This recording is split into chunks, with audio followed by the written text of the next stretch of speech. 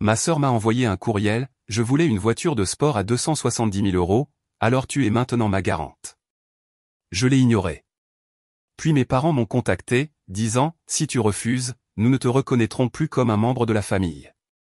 J'ai répondu, pas de problème, mais je suis certaine qu'il y a une chose que vous oubliez. Si tu refuses, nous ne te considérerons plus comme faisant partie de cette famille. Nous couperons tous les liens avec toi. Ce message de ma mère est apparu sur l'écran de mon téléphone, froid et absolu, comme un ultimatum final. Quelques minutes plus tard, mon père a enchaîné.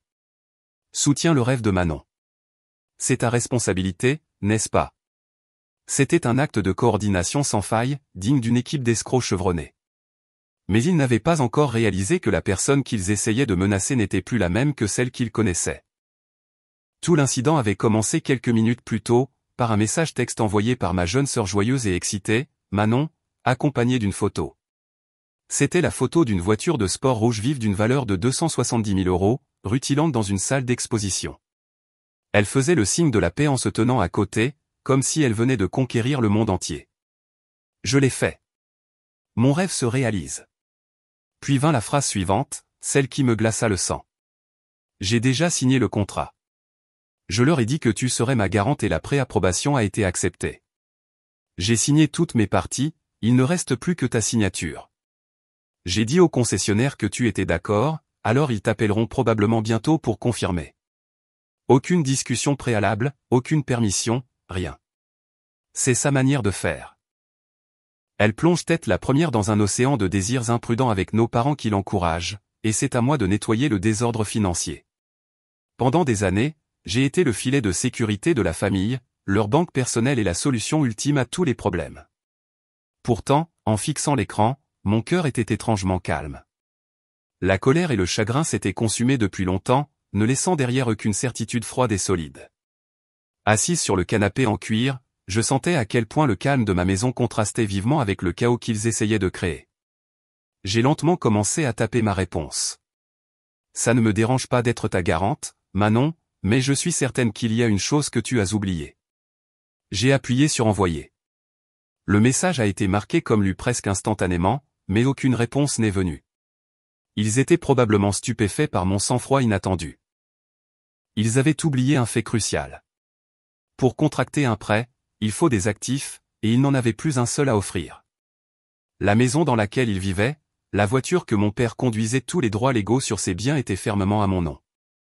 Oui, le spectacle ne faisait que commencer. Je m'appelle Hélène, j'ai 38 ans. Je travaille comme analyste financière à Paris. J'ai bâti ma fortune de mes propres mains, je paie chaque facture avant la date d'échéance et je vis dans une indépendance financière complète. Pendant ce temps, ma jeune sœur, Manon, avait déjà 32 ans. Mais elle n'a jamais eu d'emploi stable, suppliant toujours nos parents pour de l'argent sous prétexte qu'elle allait devenir une influenceuse, pour ensuite se désintéresser au bout de quelques mois et poursuivre son prochain rêve. Et puis il y avait nos parents. Ils avaient toujours gâté Manon à un degré absurde. Et ce favoritisme aveugle avait fatalement déformé le rapport de toute la famille à l'argent. Comment pouvait-il me faire des demandes aussi audacieuses? La cause profonde remontait à 10 ans. Mon père avait contracté un prêt sur valeur domiciliaire de 450 000 euros en utilisant notre maison comme garantie pour investir dans une entreprise d'importation mal planifiée. Ce fut un échec spectaculaire.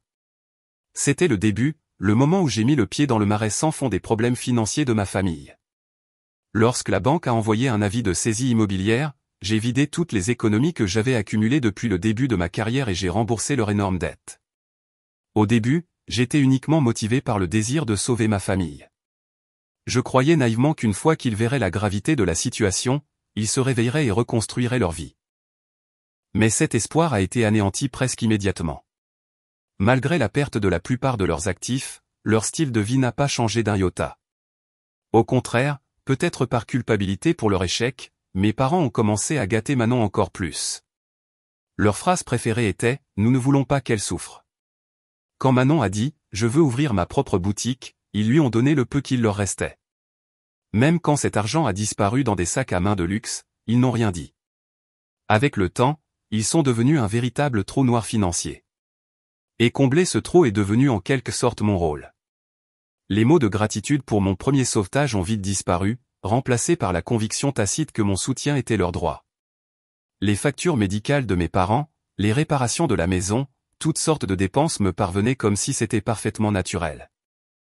Si je refusais, ma mère pleurait, mon père criait, et Manon publiait sur les réseaux sociaux en me traitant de personne froide et sans cœur. J'ai cédé à ce chantage affectif et j'ai continué à payer. Mais à partir de ce moment, la méfiance envers eux a commencé à grandir en moi. Silencieusement, mais sûrement, un jour, j'ai réalisé quelque chose. Ce que je leur donnais n'était pas de l'argent. Je leur donnais un sursis pour rester irresponsable. Si les choses continuaient ainsi, nous allions tous sombrer ensemble. Je devais agir, non pas pour les protéger, mais pour me protéger moi-même. À partir de ce jour, j'ai commencé à consulter un avocat et à organiser légalement leurs actifs.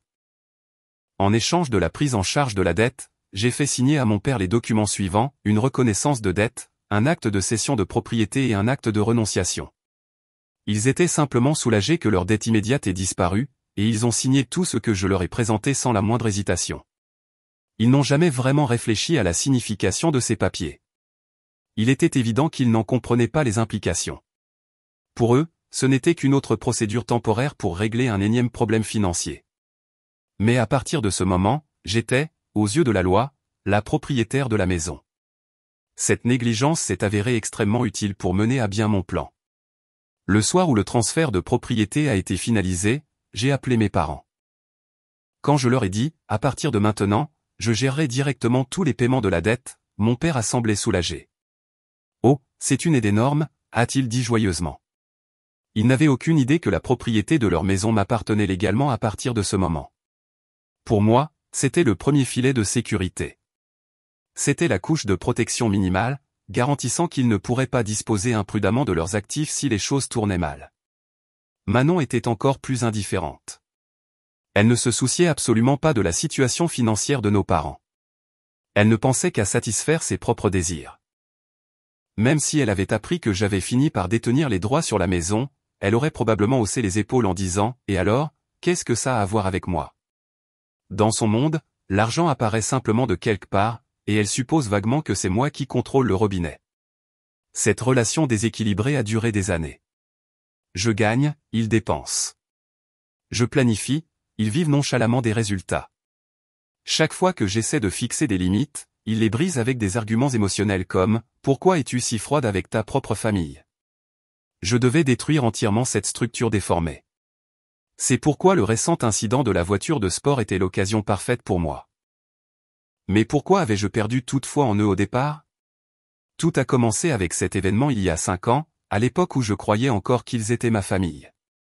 Cet incident a été le moment où je me suis vraiment réveillé de l'illusion de la famille. À l'époque, j'étudiais dur pour un master en administration des affaires afin de faire avancer ma carrière, économisant 18 000 € pour les frais de scolarité et de subsistance.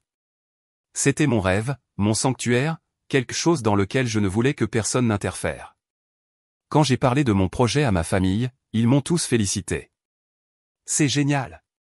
Tu peux le faire, Hélène, disait-il. Mais je ne réalisais pas encore à quel point ces paroles étaient vides. Une fin de semaine, en rentrant d'un court voyage, j'ai senti que quelque chose n'allait pas dans l'atmosphère de la maison.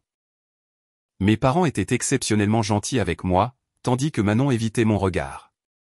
Un sentiment de terreur m'a envahi et j'ai immédiatement vérifié mon solde bancaire. Puis je me suis figé. Les 18 000 € qui auraient dû s'y trouver avaient presque entièrement disparu. D'une voix tremblante, j'ai confronté mes parents. Ils avaient exercé leur droit en tant que co-titulaires du compte et retiré chaque centime de mes économies sans ma permission. Manon voulait vraiment aller à New York pour la semaine de la mode, a sangloté ma mère. Toutes ses amies y vont. Comment pouvions-nous la laisser être la seule à rester? Tu peux toujours économiser à nouveau, n'est-ce pas, a dit mon père sur la défensive. Ils avaient piétiné mon rêve sans la moindre once de culpabilité pour la vanité éphémère de Manon.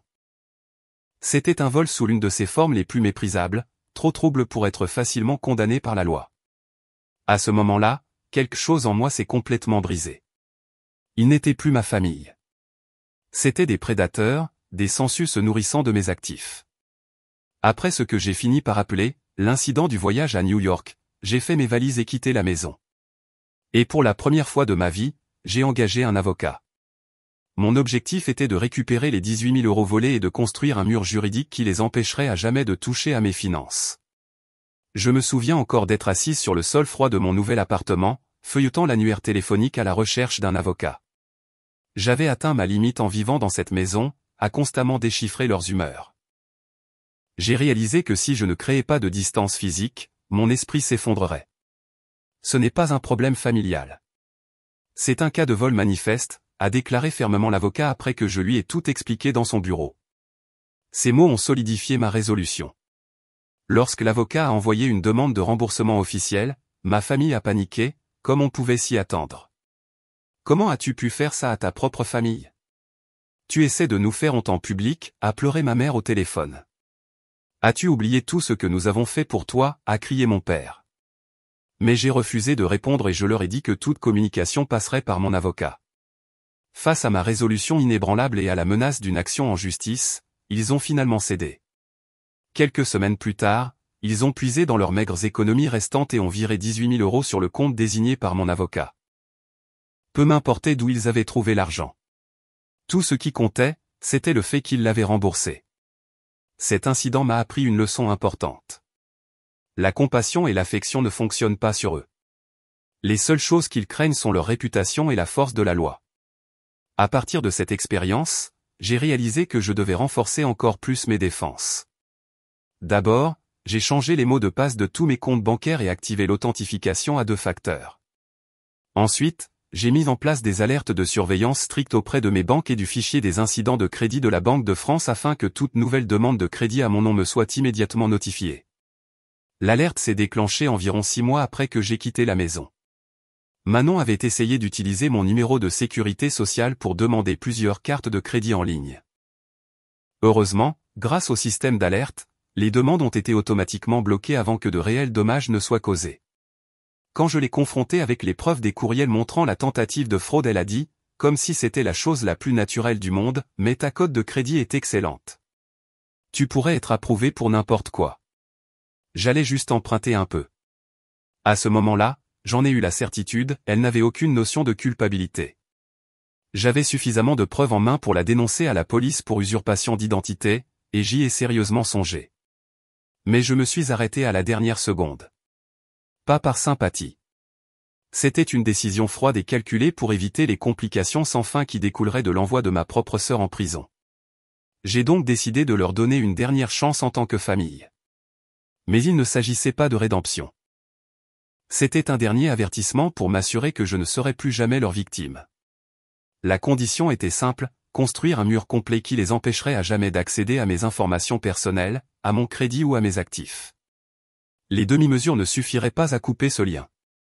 La seule solution était de placer tous les aspects de leur vie financière sous mon contrôle. J'ai donc commencé à les guider soigneusement et délibérément pour qu'ils me transfèrent tous les droits légaux sur leurs actifs en échange de la prise en charge de leurs dettes. Tentés par la douce promesse d'un soulagement instantané, ils ont signé les documents avec joie, sans aucune compréhension de ce qu'ils cédaient. Cela a marqué l'achèvement de la forteresse que j'avais mis 5 ans à construire. En me remémorant ces événements d'il y a 5 ans, j'ai lentement ouvert les yeux. Le fonds pour mon master volé, la tentative de fraude avec mes informations personnelles. Chacune de leurs actions avait visé mes actifs. C'est pourquoi j'ai construit une forteresse juridique pour protéger ce qui m'appartenait. C'était une mesure défensive, rien de plus, un moyen de garantir qu'ils n'envahiraient plus jamais mon territoire. Puis, brisant le silence, mon téléphone a sonné avec une nouvelle notification. Sur l'écran, un message de Manon. Qu'est-ce que tu veux dire par là? Qu'est-ce que tu veux dire par j'oublie quelque chose? Alors, ça avait commencé. Incapable de comprendre le sens de ma réponse, elle avait perdu patience. Mais cette fois, la situation était d'un tout autre niveau. Il ne s'agissait pas d'une simple demande d'argent. Ils avaient essayé de brader la chose même que j'avais mis des années à construire ma solvabilité en y apposant une étiquette de 270 000 € sans mon consentement. En tant qu'analyste financière, ma crédibilité, c'est ma vie. Si jamais Manon faisait défaut sur un paiement, cela laisserait une cicatrice permanente sur mon dossier de crédit. Cela pourrait détruire ma carrière de fond en comble. Ils n'avaient aucune idée de la gravité de la situation. Non, ils n'ont même pas essayé de comprendre. Pour eux, ma crédibilité, comme mon argent, était une ressource infinie dans laquelle ils pouvaient puiser librement. Pendant des années, j'avais enduré leurs attaques, je les avais déviés et j'avais construit des couches de défense. Mais maintenant, j'avais atteint ma limite. Ils avaient franchi une ligne qui ne doit jamais être franchie, et ils l'avaient fait sans hésitation. C'était l'ultimatum final non pas de ma part, mais du destin lui-même. Je ne les protégerai plus, et je n'espérerai plus leur rédemption. Tout ce que je ferais, c'était de gérer la situation calmement et précisément, selon les règles que j'avais établies. La colère et le chagrin que je ressentais autrefois avaient disparu. Il ne restait que la détermination froide d'un chirurgien effectuant une opération nécessaire. Je me libérerais, moi et mon avenir, de la maladie qui se faisait appeler ma famille. Et l'opération commencerait maintenant. Je me suis levé et je me suis dirigé vers mon bureau. Je savais déjà exactement qui je devais appeler en premier, l'avocat qui m'avait aidé il y a 5 ans. Maître Dubois, ça fait un moment. C'est Hélène. Même si cela faisait 5 ans que nous ne nous étions pas parlé, Maître Dubois m'a reconnu immédiatement, sa voix calme et posée. J'ai pris votre silence pour un bon signe, a-t-il dit. À ces mots, j'ai laissé échapper un sourire sec et las. Malheureusement, cette fois, je n'appelle pas pour la défense.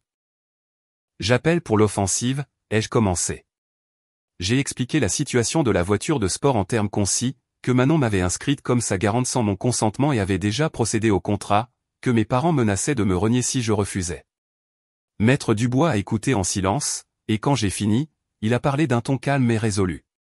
Hélène, ce n'est plus un différend familial. C'est une tentative de fraude et de coercition. Cela pourrait facilement être poursuivi comme une affaire criminelle. Ces mots n'ont fait que renforcer ma résolution, mais je lui ai dit, je n'envisage pas de poursuite pénale pour le moment. Ce que je veux, c'est une rupture complète avec eux financièrement, socialement, définitivement. Maître Dubois a compris immédiatement. Je vois. Vous avez l'intention d'exercer tous vos droits légaux dans leur pleine mesure. Dans ce cas, la marche à suivre est claire. Nous avons commencé à discuter des étapes spécifiques. D'abord, nous enverrions une lettre recommandée au concessionnaire automobile, déclarant formellement que je n'avais aucune intention de devenir une garante, rendant ainsi le contrat invalide. Ensuite, nous réaffirmerions que je détenais la pleine propriété de la maison de mes parents et prendrions des mesures légales pour garantir qu'ils ne pourraient plus jamais utiliser cet actif comme garantie pour une nouvelle dette. Enfin, nous enverrions un avis écrit à Manon et à mes parents, mettant officiellement fin à tout soutien financier et leur demandant de contacter directement Maître Dubois pour toute communication future. Au moment de raccrocher, mon esprit était d'une clarté cristalline.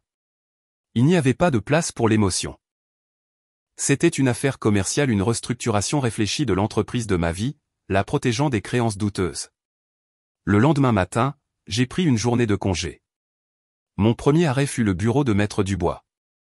Ensemble, nous avons finalisé 3 documents, un adressé au concessionnaire, un à Manon, et un à mes parents. La lettre au concessionnaire indiquait clairement que je n'avais jamais consenti à l'accord de garantie et que je ne portais aucune responsabilité que ce soit. Les avis à Manon et à mes parents comprenaient une liste détaillée de tout le soutien financier que j'avais fourni auparavant, déclarant formellement qu'à compter de ce jour, toute assistance était définitivement terminée et que toute correspondance future devait passer par Maître Dubois. Au bas de chaque document, nos signatures se côtoyaient. En quittant le cabinet d'avocat, je me suis dirigé directement vers le bureau de poste. Là, j'ai envoyé les 3 documents par courrier recommandé, chacun avec une demande d'accusé de réception. C'est un système qui exige la signature du destinataire à la livraison, et cet accusé de réception signé m'est renvoyé comme preuve légale de livraison. Bien que cela ne vérifie pas le contenu des lettres elles-mêmes, cela établit sans conteste qui a reçu les documents et quand. En France, c'est le moyen le plus fiable de fournir une notification légale formelle. Avec cela, le premier pas juridique était fait. Il faudrait environ 1 ou 2 jours pour que les lettres leur parviennent. En attendant, j'avais une autre étape à franchir. Je suis allé à ma banque principale et j'ai pris rendez-vous avec mon gestionnaire de compte. Le but était de confirmer une fois pour toutes le statut de l'hypothèque sur la maison de mes parents. Lorsque j'avais repris leur prêt des années auparavant, la propriété avait été officiellement réenregistrée à mon nom, et je détenais le privilège de premier rang. En d'autres termes, la propriété de la maison m'appartenait entièrement. Le représentant de la banque a tout vérifié dans le système et a dit fermement, « Oui, mademoiselle Hélène. Tous les droits associés à cette propriété vous appartiennent exclusivement. Vos parents ne peuvent pas utiliser cette maison comme garantie pour un prêt sans votre autorisation explicite. C'était réglé. J'avais la certitude absolue qu'ils n'avaient plus aucun moyen d'emprunter de l'argent à qui que ce soit d'autre que moi. En rentrant chez moi, j'ai vu un déluge de messages frénétiques de Manon s'accumuler sur mon téléphone. « Pourquoi tu ne réponds pas à ton téléphone ? Qu'est-ce que tu voulais dire par oublier quelque chose ? Le concessionnaire dit qu'il ne peut pas avancer sans avoir de tes nouvelles. » Je les ai parcourus sans émotion et je les ai tous supprimés. Ils comprendraient bien assez tôt. Le lendemain après-midi, les avis devaient leur être parvenus. Manon, bien sûr, a été la première à réagir. Mon téléphone a commencé à sonner sans cesse, son nom clignotant sur l'écran encore et encore. Je n'ai pas répondu. J'ai simplement attendu que la sonnerie s'arrête. Dès que l'appel s'est terminé, le déluge de messages textes a commencé. Qu'est-ce que ça veut dire ? C'est qui cet avocat ? Tu plaisantes à propos de couper le soutien, n'est-ce pas ? Retire cette lettre tout de suite. Ces mots transpiraient la panique, la confusion et une incapacité totale à saisir la réalité de ce qui se passait. Elle avait probablement aussi eu des nouvelles du concessionnaire. Quelque chose du genre, comme le consentement de mademoiselle Hélène n'a pas pu être obtenu, ce contrat est invalide. La voiture de sport à 270 000 € qu'elle avait presque obtenue s'était évanouie sous ses yeux comme un mirage. Elle n'avait probablement jamais connu une telle humiliation et une telle déception de toute sa vie. J'ai lu chaque message qu'elle a envoyé, confirmant calmement que tout se déroulait exactement comme prévu. Puis, réalisant qu'il n'y avait plus rien à gagner d'elle, j'ai discrètement bloqué complètement son numéro. Elle ne pourrait plus jamais m'appeler ni m'envoyer de messages. M'attendant à ce que mes parents me contactent ensuite, j'ai mis mon téléphone en mode silencieux. Bien sûr, après un moment, le nom de ma mère est apparu doucement sur l'écran. J'ai simplement regardé jusqu'à ce que la sonnerie s'arrête et que l'appel aille sur la messagerie vocale. Quelques minutes plus tard, une notification est apparue. Elle avait laissé un message. En l'écoutant, j'ai entendu sa voix tremblante à travers les larmes. « Hélène, s'il te plaît, réponds au téléphone. » Manon n'arrête pas de pleurer et de crier. Elle est complètement hystérique. Que s'est-il passé ? Cette lettre ne peut pas vraiment refléter ce que tu ressens, n'est-ce pas ? Elle ne comprenait toujours pas. Pour elle, ce n'était rien de plus que le prolongement d'une querelle de sœurs insignifiante. Elle n'avait aucune idée de la profondeur réelle de ce problème. Finalement, mon père a appelé. Comme précédemment, je n'ai pas répondu et j'ai laissé l'appel aller sur la messagerie vocale. Sa voix, lorsque le message est arrivé, tremblait de colère. « Hélène, tu essaies de détruire cette famille. Vire cet avocat et arrange ça tout de suite. C'est un ordre. » Son ton autoritaire n'avait pas du tout changé depuis mon départ de la maison, mais il ne savait toujours pas que ces mots n'avaient plus aucun pouvoir sur moi. Je suis restée assise là en silence, fixant les messages et les appels manqués. Ils n'avaient pas encore connu la vraie peur. Ils n'avaient pas réalisé que le sol sous leurs pieds n'était rien de plus qu'un château de sable. Je pouvais déjà prédire leur prochain mouvement. Ils se précipiteraient à la banque pour vérifier leur situation financière. Et c'est là qu'ils apprendraient enfin ce que les documents qu'ils avaient signés signifiaient réellement. C'est là que le véritable désespoir commencerait. Le lendemain, j'ai reçu un appel de Maître Dubois. Comme prévu, Hélène, a-t-il dit, une légère note d'excitation dans la voix. Vos parents se sont présentés à la banque à la première heure ce matin. Ils voulaient vérifier la propriété de la maison et ont demandé si elle pouvait être retransférée à leur nom. Naturellement, la banque leur a dit non, poliment mais fermement. Je pouvais parfaitement imaginer la scène. Au comptoir bas de la banque, mes parents ont dû pâlir en étant confrontés au fait qu'ils n'étaient plus les propriétaires de leur maison. La maison dans laquelle ils avaient vécu pendant des décennies n'était plus la leur. Pour la première fois, ils ont dû ressentir le poids insupportable de cette réalité. Maître Dubois a continué, et quant à Manon, elle a été contactée par le concessionnaire automobile concernant une fraude potentielle. Ils l'ont avertie des conséquences juridiques, et elle est clairement secouée. Il semble qu'elle ait même envisagé de falsifier votre signature. Le concessionnaire ne veut plus rien avoir à faire avec elle. Son rêve à 270 000 € s'était transformé en cauchemar. Un cauchemar qu'elle avait elle-même créé. Ce soir-là, ils se sont finalement présentés à mon appartement. À travers la caméra de l'interphone, j'ai vu mes parents, épuisés et pâles, et Manon, le visage tordu de rage. Je n'ai pas répondu. Ils ont commencé à frapper à la porte, criant mon nom. Hélène, s'il te plaît, écoute-nous. Tu es si cruelle. Je ne te pardonnerai jamais. S'il te plaît, ne nous enlève pas la maison. Leur voix était étouffée par la porte épaisse. J'ai simplement écouté en silence. Pas de larmes, pas de colère. C'était la conséquence inévitable de leurs années d'irresponsabilité. Je ne leur avais rien pris. Ils avaient tout perdu de leurs propres mains. Après environ 30 minutes de coups, ils ont finalement abandonné et sont partis. Le couloir est redevenu silencieux, comme le calme après la tempête. Mais ce n'était pas la fin. Ils croyaient encore avoir une dernière carte à jouer, une carte émotionnelle, la carte appelée « famille ». Quelques jours après la confrontation à mon appartement, une lettre est arrivée. Elle venait de ma mère. Elle avait ignoré l'instruction de ne communiquer que par l'intermédiaire de mon avocat et avait envoyé à la place une lettre manuscrite pleine d'émotions. À l'intérieur, elle avait inclus de vieilles photos de famille de mon enfance. Le contenu était prévisible, un appel au sentimentalisme, de bons souvenirs, des discours sur les liens familiaux, et la phrase « Tu étais une si gentille fille ». Chaque mot était soigneusement choisi pour éveiller ma culpabilité. Pendant ce temps, Manon avait commencé sa propre campagne de victimisation sur les réseaux sociaux. Trahi par ma propre famille. Je leur ai fait confiance et ils m'ont tout pris.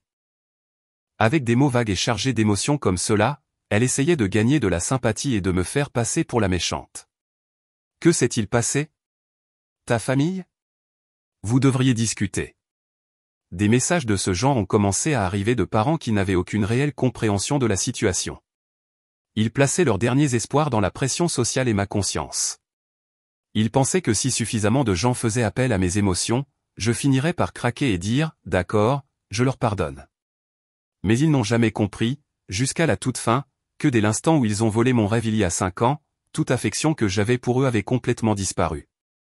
Sans hésitation, j'ai passé la lettre de ma mère et les vieilles photos de famille dans la déchiqueteuse. Puis j'ai contacté Maître Dubois pour gérer l'étape finale, un avis d'expulsion pour la maison de mes parents. Bien sûr, je n'avais pas l'intention de les jeter à la rue immédiatement. J'ai inclus le délai de grâce légalement requis ainsi qu'une suggestion polie de trouver une maison de location plus adaptée à leurs moyens. Ce n'était pas une punition. C'était leur dernière chance de devenir financièrement indépendants, de se débrouiller seuls. Quand ils recevraient cet avis, ils comprendraient enfin que j'étais sérieuse et qu'il n'y avait pas de retour en arrière possible. J'ai bloqué toutes les lignes de communication possibles et j'ai pris un nouveau numéro de téléphone. C'était le seul moyen de couper tous les liens physiques avec mon passé. Mais même cela ne suffisait pas. Ils savaient toujours où je travaillais et où je vivais. Si je voulais une vraie liberté, je devais quitter cet endroit entièrement. Le jour même où l'avis d'expulsion a été posté, j'ai remis ma démission à mon travail. Heureusement, mes compétences étaient bien reconnues dans le secteur. J'ai contacté une entreprise de la Côte d'Azur qui m'avait précédemment offert un poste généreux. Les négociations se sont déroulées avec une facilité surprenante, et en un mois, un nouvel emploi m'attendait.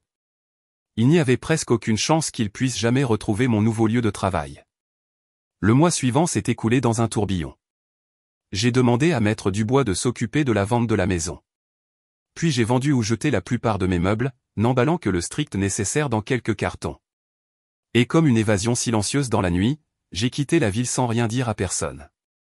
6 mois se sont écoulés depuis que j'ai commencé ma nouvelle vie à Nice. Ici, où la brise de la Méditerranée souffle dans les rues, personne ne sait qui j'étais. Les seuls appels que je reçois sur mon nouveau téléphone sont liés au travail ou des invitations de nouveaux amis. Il n'y a plus de messages de vieilles connaissances ou de parents éloignés. Pour la première fois de ma vie, j'ai trouvé une véritable tranquillité d'esprit. Il y a quelques jours, j'ai reçu un dernier courriel de Maître Dubois, un rapport de clôture. La vente de la maison avait été finalisée avec succès.